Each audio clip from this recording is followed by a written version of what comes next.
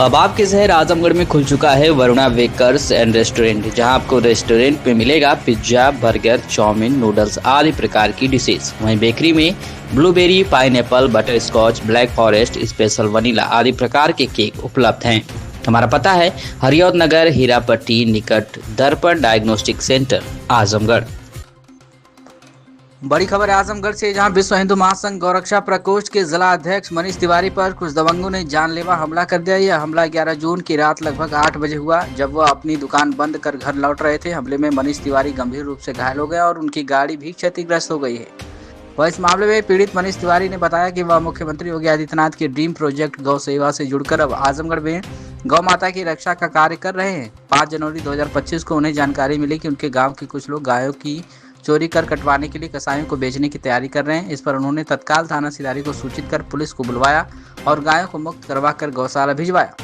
पीड़ित ने आरोप लगाया कि इस घटना से नाराज होकर कृपाशंकर पुत्र महेंद्र राजभर, अखिलेश पुत्र महेश राजभर, मूलचंद पुत्र पवारू राजभर और उनके साथ 10 अन्य अज्ञात लोग घात लगाकर हमला करने के फिराक में थे। 11 जून को जब मनीष तिवारी अपनी मारुति वैन संख्या यूपी 50 BJ 0915 से लौट रहे थे, तब रास्ते में युक्त आरोपियों ने लाठी डंडों और रॉड से उनके ऊपर हमला कर दिया। किसी तरह वह जान बचाकर भागे। हमले में उनकी गाड़ी बुरी तरह से क्षतिग्रस्त हो गई और 7,500 रुपये की दुकान की गवाई हुई रकम भी छीन ली गई। घायल मनीष तिवारी ने तत्काल थाना सिधारी में लिखित शिकायत दी है और साथ ही गुरुवार को जिलाधिकारी आजमगढ़ को ज्ञापन सौंप कर आरोपियों के खिलाफ सख्त कार्रवाई की मांग की है। मीडिया से बातचीत में मनीष तिवारी ने बताया कि हम गौ माता की सेवा और रक्षा के लिए काम करते हैं, जिससे कुछ लोग नाराज और जान से मारने की साजिश रच रहे हैं। प्रशासन से मेरी मांग है कि इस घटना की निष्पक्ष जाँच कर दोषियों के खिलाफ सख्त कार्रवाई की जाए। क्या कुछ कहना है इस पूरे मामले में पीड़ित मनीष तिवारी का, आप सुनिए। पर्ची देते हुए क्या मामला है, कहाँ के रहने वाले हैं, क्या समस्या है? मैं मनीष तिवारी, विश्व हिंदू महासंघ भारत गौरक्षा प्रकोष्ठ आजमगढ़ से बोल रहा हूँ। मैं जो है, मेरा गांव ग्राम बहिरोजपुर पड़ता है, शाहगढ़ बाज़ार है। क्या मामला है?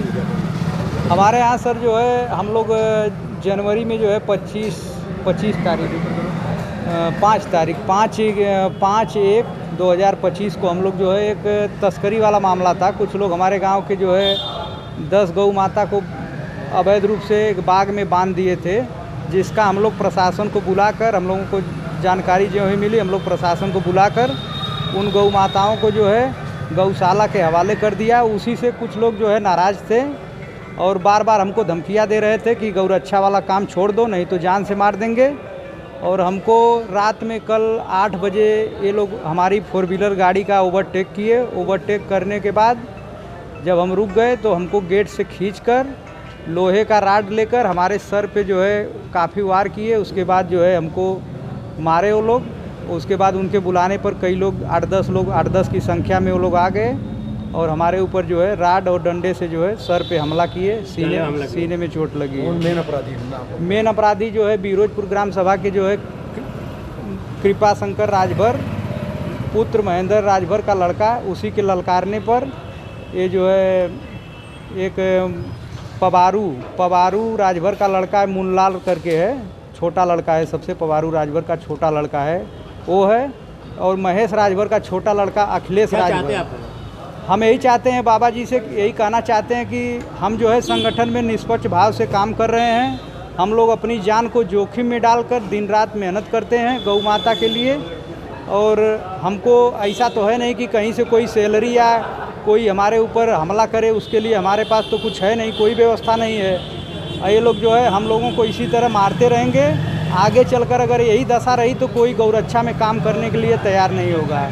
हम बाबा जी से यही कहना चाहते हैं कि आप जो है, आपसे विनम्र निवेदन है कि ये लोग जो दुष्प्रवृत्ति के आदमी लोग हैं, ये लोग तस्करी करवाते हैं और ये लोग जो है गौ माता के प्रति जो है बहुत कठिन जो है काम करते हैं। इन लोगों के ऊपर कठिन से कठिन कार्रवाई हो।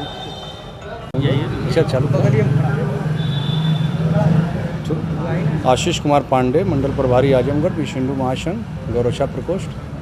जो घटना कल जिला अध्यक्ष के साथ हुई है उस पर हम लोग मांग कर रहे हैं। अगर मांग पूरी नहीं की गई, अगर गिरफ्तारी नहीं किया गया तो धरना प्रदर्शन चालू हो जाएगा। गौरक्षे की पूरी टीम कल धरना प्रदर्शन पर डीएम साहब को घेराव किया जाएगा।